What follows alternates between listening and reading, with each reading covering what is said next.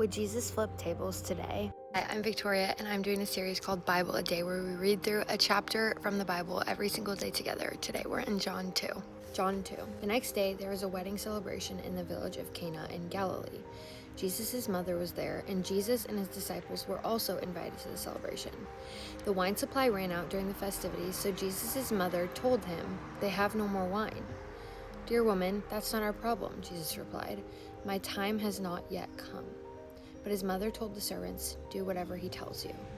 Standing nearby were 6 stone water jars used for Jewish ceremonial washing. Each could hold 20 to 30 gallons. Jesus told the servants, "Fill the jars with water."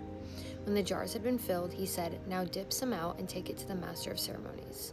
So the servants followed his instructions. When the master of ceremonies tasted the water that was now wine, not knowing where it had come from, though of course the servants knew, he called the bridegroom over. "A host always serves the best wine first," he said. "Then, when everyone has had a lot to drink, he brings out the less expensive wine. But you have kept the best until now." This miraculous sign at Cana in Galilee was the first time Jesus revealed his glory, and his disciples believed in him. After the wedding, he went to Capernaum for a few days with his mother, his brothers, and his disciples. Jesus clears the temple. It was nearly time for the Jewish Passover celebration, so Jesus went to Jerusalem.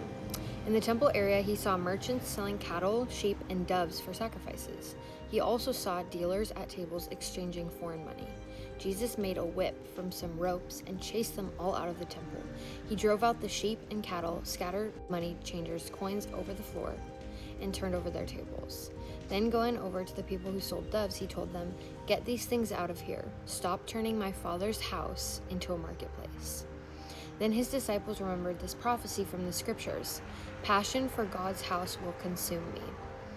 But the Jewish leaders demanded, "What are you doing? If God gave you authority to do this, show us a miraculous sign to prove it." "All right," Jesus replied, "destroy this temple, and in 3 days I will raise it up." "What?" they exclaimed. "It has taken 46 years to build this temple, and you can rebuild it in 3 days?" But when Jesus said, "this temple," he meant his own body. After he was raised from the dead, his disciples remembered he had said this, and they believed both the scriptures and what Jesus had said. Because of the miraculous signs Jesus did in Jerusalem at the Passover celebration, many people began to trust in him. But Jesus didn't trust them because he knew all about people. No one needed to tell him about human nature, for he knew what was in each person's heart. And there's John 2. In John 2, we see the first recorded miracle that Jesus performed, which was turning water into wine at the wedding at Cana. We see Jesus have righteous anger